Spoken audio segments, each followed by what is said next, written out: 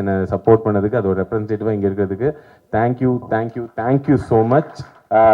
இந்த big pass journey இருக்கட்டும், இந்த பிக் பாஸ் முந்தின இருக்க ஜேர்னி இருக்கட்டும், இது எல்லாமே ஆல்மோஸ்ட் ஒரு 10 இயர்ஸ் பேக் ஸ்டார்ட் ஆச்சு. ஒரு 2016 இல்லை நான் வந்து ஒரு தியேட்டர் ஆர்டிஸ்டாக இருந்தேன். ஸோ தியேட்டர் ஆர்டிஸ்ட்லேருந்து இன்றைக்கி இந்த தூரம் வந்திருக்கேன். அது ஃபுல்லாகவே எல்லாம் நிறைய மக்கள் சப்போர்ட் பண்ணியிருக்காங்க.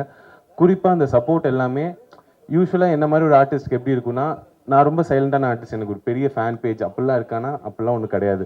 பட் சைலண்ட்டாகவே என்னை சப்போர்ட் பண்ணி பிக் பாஸில் ஃபைனல் டே வரைக்கும் கூட்டிகிட்டு வந்திருக்காங்க. ஸோ அதுக்கு ரொம்ப நன்றி. அதாவது பிக் பாஸ் எப்படி மாற்றிருக்கு என்னென்னா, முன்னாடிலாம் என்னை வெறும் கண்டென்ட்டாக தான் தெரியும். ப்ரோ நீங்கள் அந்த பாட்டு அந்த அவங்க பேரே வராது, அவங்களுக்கு கடைசி வரைக்கும் வராது. அவங்களே முடிஞ்சு போயிடும். பிக் பாஸ் வந்து என்ன பண்ணியிருக்குன்னு பார்த்தீங்கன்னா, அவங்க வீட்டில் ஒருத்தனா என்னை மாற்றிருக்கு. அதாவது பிக் பாஸ்லேருந்து வந்ததுக்கப்புறம் எப்படி பார்த்தீங்கன்னா, அவங்க நிஜமாலேயே அந்த பவர் பிக் பாஸ் ஷோக்கு தான் இருக்குன்னு நினைக்கிறேன். நிஜமாலே அவங்க வீட்டில் ஒரு மெம்பராக தினமும் பார்த்து எனக்காக ஃபீல் பண்ணி என் கூட சிரிச்சு என் கூட அழுது என் கூட என்ஜாய் பண்ணிட்டு இருந்தாங்க. அதுக்கு ஃபர்ஸ்ட் ஆஃப் ஆல் தேங்க்யூ. ஆனால் என்னன்னா, இதான் ஃபர்ஸ்ட் டைம் எனக்கு இந்த வீட்டில் ஒருத்தனா இருக்கிற ஒரு எக்ஸ்பீரியன்ஸ். வீட்டில் ஒருத்தனா இருக்குன்றனால முன்னாடிலாம் பார்த்தா, ப்ரோ எனக்கு உங்கள் கண்டென்ட் ரொம்ப பிடிக்கும், உங்க கூட செல்ஃபி எடுத்துக்கலான்னு வாங்க. நானும் அப்பா நல்ல வேலை யாரோ ஒருத்தர் என் கூட ஃபோட்டோ எடுத்துருக்காங்களே அல்பமாக போய் நின்றுடுவேன். இப்போ அப்படிலாம் கேட்கறது நேரம் விக்ரம் எப்படி என்ன வெயிட் போட்டீங்க? ஒன்று என்னடா ஸ்ட்ரெயிட்டா எப்படி இருக்க, நல்லா இருக்கியால? இல்லை ஸ்ட்ரெயிட்டா என்ன வெயிட் போட்டு நம்ம இல்லை இல்லை இங்கே 2 கிலோ கம்மி இல்லைங்க ஆயிருக்கு. போய் சொல்லாதீங்க, நல்ல சாப்பாடோ அப்படி. ஆமாம் ஆமாம் ஆமாம் ஆமான்னு. அப்புறம் அனிதாலாம் எப்படி இருக்காங்க? என்ன அனிதா நல்லா இருக்காங்க. அப்புறம் அந்த குழந்தைக்கெல்லாம் ட்ரை பண்ணீங்க, என்னாச்சு? என்ன டைரக்டா கிட்ஸ் வரைக்கும் போயிட்டீங்க. ஸோ இந்த வீட்டில் ஒருத்தன்ற இமேஜ் பார்த்தீங்கன்னா, அது ரொம்ப ஒரு ரொம்ப எப்படி சொல்றது, எனக்கு ரொம்ப ஷாக்கிங்காக இருந்துச்சு. பரவாயில்லையே அவங்களுக்கு என்ன இப்போ அவங்களுக்கு வெறும் விக்கல்ஸ்ன்ற ஒரு பேஜ், விக்கல்ஸ்ன்ற ஸ்டாண்டப் காமெடி ஷோ இல்லை ஒரு காமெடி ரீலாக இல்லாமல் விக்ரம்ன்ற ஹியூமன் பீங் கூட அவங்க ட்ராவல் ஆக ஆரம்பிச்சிட்டாங்க. என்ன ப்ரோ என்ன பண்ணிருக்கீங்க, தினமும் பார்த்தோம், இப்போ மிஸ் பண்ணிருக்கோம், என்னதான் பண்றீங்க, என்ன பேசுவாங்க, ரொம்ப உரிமை எடுத்துட்டு வந்து நிறைய பேர் சொல்லுவாங்க. எனக்கு வந்து இப்படி ஃபேன்ஸ்லாம் வந்தது, எனக்கு ஒன்று டிஸ்டர்பன்ஸ். எனக்குலாம் ரொம்ப அல்பமாக எனக்கு வேணுங்க. நிஜமாலே யாராச்சும் என்னெல்லாம் தெருவில் பார்த்து தயவுசெய்து டிஸ்டர்ப் பண்ணுங்க. எனக்குலாம் நல்லா ஞாபகம் இருக்கு. எங்கள் அப்பாலாம் நான்லாம் வந்து அவருக்கு புரியவே புரியாது சோஷியல் மீடியாலாம் என்ன ஏதுன்னு. ப்ளஸ் நான் ஹரி சிபி எல்லாரும் இங்கே உட்காந்துட்டு இருக்காங்க, ஆதியும் கூட. நாங்கள் எல்லாரும் எங்கள் ஃபர்ஸ்ட் இனிஷியல் ஸ்டேஜஸ்ல எங்கள் பெட்ரூம்ல இருந்தா ரீல் போடுவோம். ஸோ எங்கள் அப்பா இன்டர்நெட்டும் பார்க்க மாட்டாரு. ஸோ அவர் பார்க்குற சீன் என்னன்னா, ஒரு 4 பசங்க தினமும் ஒரு பெட்ரூம்குள்ளே இருப்பானுங்க, 8 மணி நேரம் அந்த பெட்ரூம்லேயே இருப்பானுங்க. சரிங்களா? கட் பண்ணால் ஒரு சாயந்தரம் அது 3 பசங்க வெளில போயிடுவானுங்க. நான் ரொம்ப டயர்டாக அப்படி வெளில வருவேன். இதே தான் அவர் பார்த்துட்டே இருப்பார். சரிங்களா? அவருக்கும் இவனுங்க என்னன்னே புரியல. திடீர்னு ஒரு நாள் பார்த்தா நிலவை கொண்டு வா அந்த ரீல் நாங்கள் பண்ணது வந்து வைரல் ஆச்சு. வைரல்னா எப்படின்னா, அதுதான் ஃபர்ஸ்ட் டைம் நாங்கள் வந்து ஒரு ஆக்சுவல் வைராலிட்டியே பார்க்குறோம். நிலவை கொண்டு வந்தோன்னு இப்படி எடுத்து பார்த்தா எப்படி இருந்துச்சுன்னா, நல்லா இப்படி போஸ்ட் பண்ணிட்டு அப்படின்னு பேஸ்ட் இப்படி பார்க்குற 10,000 வியூவில் இருந்துச்சு. பரவாயில்ல, என்ன ஒரு நிமிஷத்தில் இவ்வளோ வியூஸ். அப்புறம் கொஞ்ச நேரம் பேஸ்ட் பார்த்தோம் 1 lakh. என்னது இது இப்படி 10. அப்புறம் பார்த்தா 1 million ஆச்சு. 1 millionலாம் தாண்டி எங்கேயோ போயிடுச்சு. ஒரு பக்கம் SJ ஸ்டுடியோ சார் போஸ்ட் பண்ணார், சிம்ரன் மேம் போஸ்ட் பண்ணுறாங்க.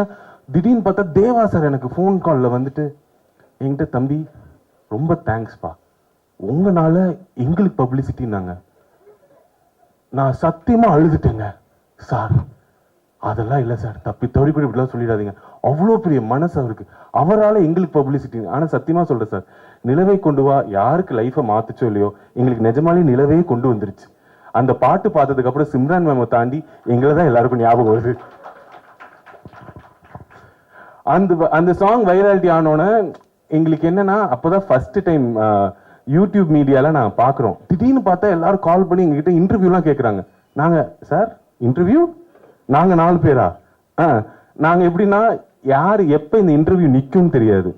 அதனால எப்படின்னா, நான் ஹரி சிபி எங்கள் கிட்ட இருக்கிற எல்லா எடிட்டர்ஸ் எல்லாருமே உட்காந்துருவோம். எல்லாரும் உட்காந்து எல்லா லைஃப் ஸ்டோரி சொல்லிடுங்க, வீட்டுக்கு பெருசாக காசு போகிறது இல்லை, அம்மா அப்பா கிட்ட இந்த இன்டர்வியூ காட்டி நாங்கள்லாம் பெரிய ஆள் அப்படின்னு சொல்லிக்கலான்னு.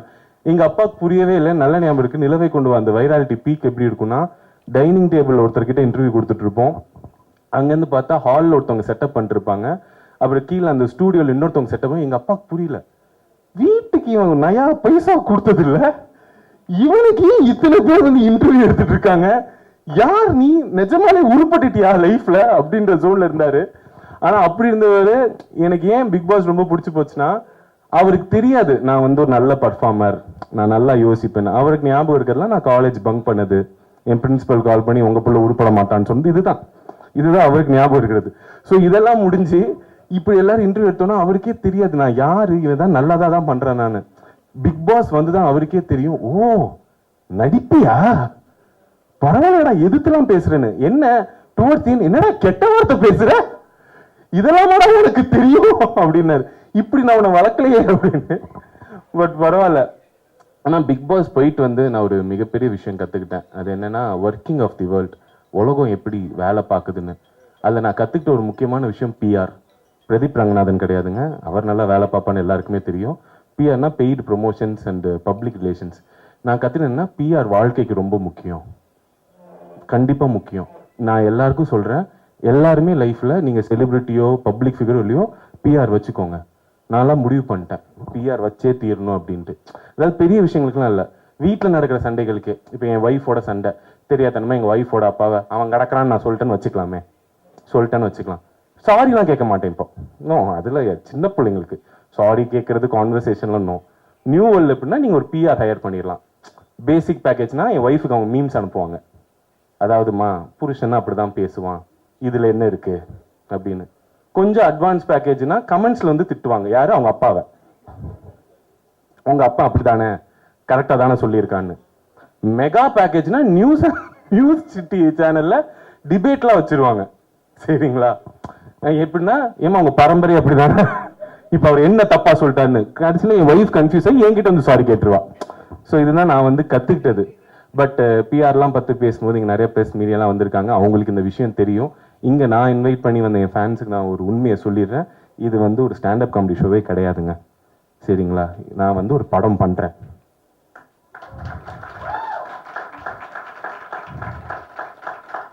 சார் கேட்குறேனேன்னு கோச்சிக்காதீங்க, நீங்கள் கையெல்லாம் தட்ட மாட்டீங்களா? 10 வருஷம் கழிச்சு படம் பண்ணுறேன் சார். ஹீரோவா?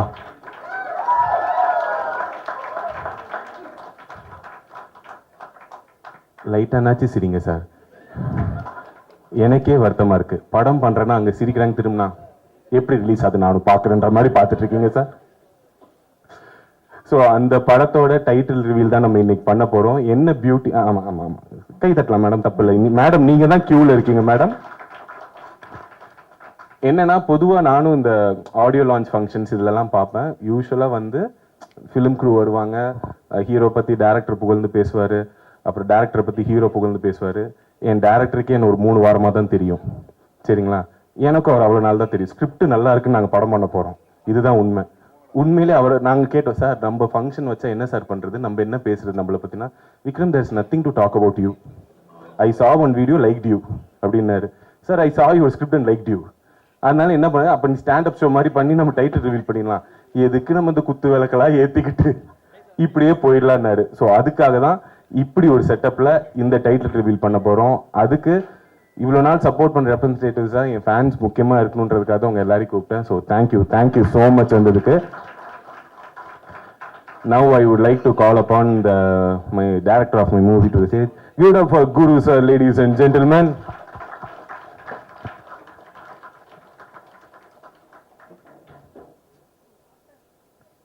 Sir, do you want to talk? No, I will tell. So இந்த படத்தில் பேசிக்லி நான் வந்து ஹீரோவாக பண்ணுறேன் சார். கரெக்ட், ஒத்துக்கிட்டாரு. ஏன்னா எனக்கு ரொம்ப சந்தேகமாக இருந்துச்சுங்க. ஏன்னா எனக்கு இதுக்கு முன்னாடி எப்படி கூப்பிடுவாங்கன்னா கேரக்டர் ஆர்டிஸ்டாக கூப்பிடுவாங்க. ப்ரோ படம் ஃபுல்லாக வருவீங்க ப்ரோ. அப்படியா ப்ரோ? ஹீரோ கூடவே இருப்பீங்க ப்ரோ. Super bro. எவ்வளோ நாள் ஷூட்டு? ஒரு அரை நாள் தேவைப்படுது ப்ரோன்பாங்க. அப்புறம் அதுக்கு நான் பேமெண்ட் சொன்னேன்னா போய் கேட்டு ப்ரோ அவ்வளோ தர முடியாதுன்பாங்க. ஸோ திடீர்னு பிக் பாஸ் விட்டு வந்தோடனே இவங்க ஹீரோவா நீங்கள் தான் பண்ணணும், லீடாக பண்ணணும்னு மெசேஜ் அனுப்பிச்சாங்க. சூப்பராக இன்ஸ்டாகிராமில். சரிங்களா? இன்ஸ்டாவில் மெசேஜ் அனுப்பிச்சு கேட்டோன்னே நான் நினச்சேன் ஏதோ ஷார்ட் ஃபிலிம் பைலட் ஃபிலிமுக்கு தான் கேட்குறேன்னு பார்த்தா நிஜமாலே ஃபீச்சர் ஃபிலிம்னாங்க. நான் கொஞ்சம் ஷாக்ல இருப்போம்ல, பிராங்கிங் பண்ணுறானுங்களா? ஏன்னா பிக் பாஸ்லேருந்தே நான் பிராங்க்குக்கு நிறைய ஏமாந்துட்டேன். இதில் ஏதாச்சும் ஹிடன் கேமரா ஷோ ஏதாச்சும் இருக்கான்லாம் யோசிக்கும் போது இல்லை இது நிஜம்தானோ. எனக்கு நம்மள ஹீரோவா போட்டு இவர் அவ்வளோ திறமையா எடுக்க போறாரா? சரி, இந்த டவுட் அவர்கிட்ட சொல்லி அவர் பாட்டு return, oh sure yeah why not yeah yeah வெளில போய் நல்லா ஆனந்த அப்படிலாம் அவ்வளோ ஆனந்தமாக இருந்துச்சு எனக்கு. So sir thank you for the opportunity. So ஏன் சொல்கிறேன்னா, நம்மளுக்கு நம்பிக்கை வரதே ரொம்ப கஷ்டங்க சில நல்ல விஷயங்கள் நடக்கும்போது. ஸோ என் லைஃப்பில் இப்போ நடக்கக்கூடிய ஒரு மிகப்பெரிய நல்ல விஷயம். அண்ட் 2016லலாம் எனக்கு ஹீரோ ஆசை இருக்கும், பின் மண்டையில் இருக்கும், அது வெளியில் சொல்கிறதுக்கே வெக்கமாக இருக்கும். அப்படி ஒரு வெளியில் சொல்கிறதுக்கே வெக்கப்பட்ட ஒரு கனவு இன்னைக்கு ரியாலிட்டியாக நடந்துட்டு இருக்கும்போது நினைக்கும் போது ரொம்ப சந்தோஷமாக இருக்குது. அதோட ஃபஸ்ட்டு பார்ட்டில் நீங்கள் எல்லோரும் இருக்கீங்க. Thank you so much. It means a lot.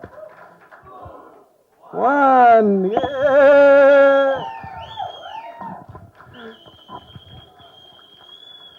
So yeah வாங்க சார். ஸோ இதுதான் எங்கள் title, light weight baby. Thank you so much. And sir, படத்தை பற்றி ஓரிரு வார்த்தைகள். I understand Tamil very well, but speaking is a little bit problem. So don't mind, I speak in English. The lightweight baby, as you can see, it is the imbalance in the life. One side you have, lightweight, another side you have heavyweight. So that is about the movie. Once the movie gets released, you will know what is the movie about. Hi Aarthi, please வாங்க. So இவங்க தான் ஆர்த்தி கிருஷ்ணா, இவங்க தான் எங்கள் படத்தோட heroine. So Aarthi, you want talk? அவங்க கொஞ்சம் நர்வஸாக இருக்காங்க. அவங்களுக்கு ஸ்டேஜெல்லாம் பழக்கம் இல்லை, என்ன மாதிரி லோடலாம் பேச வராது. பட் நல்லா ஒர்க் அவுட் பண்ணுவாங்க, நல்ல காம்போவில். அவங்க கை பெருசாக இருக்கும், எனக்கு வயிறு பெருசாக இருக்குன்ற மாதிரி. But Aarthi, this is your first debut film, right? So how do you feel? You have to talk your heroine and all. We gave big intro. Tamil அவ்வளோ வராது, but I will try. This is my first film. அதனால் எனக்கு தெரியலை இது எப்படி வரும், எப்படி எனக்கு பண்ணும், நல்லா வரணும் அப்படி தான் ஆசை இருக்குது. But I will give my best. And okay, thank you present media. இன்னைக்கு வந்ததுக்கு ரொம்ப நன்றி. கரெக்டாக இருக்குல்ல? அவங்க ஃபர்ஸ்ட் டைம், ஸோ ஒரு தடவை கை தட்டிடுங்க. எல்லாரும் ஸ்டேஜில் ஏறி நர்வஸாக இருக்கிறத பார்ப்பீங்க, இவங்க இந்த பில்டிங் படி ஏறும்போதே நர்வஸ் ஆயிட்டாங்க. So please give it up for Aarthi. This is our first film and this is, I think, first time she is not posing on stage and speaking on stage. So give it up for Aarthi, ladies and gentlemen. So that's it. No sir, இவ்வளோ தாங்க matter.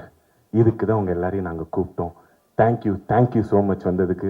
யூஸ்வலாக இந்த மாதிரி functions நிறையா பேசுவாங்க, எங்களுக்கு பேசுறதுக்கு இனிமேல் செய்து காட்டி விட்டு வந்து பேசுகிறோம்.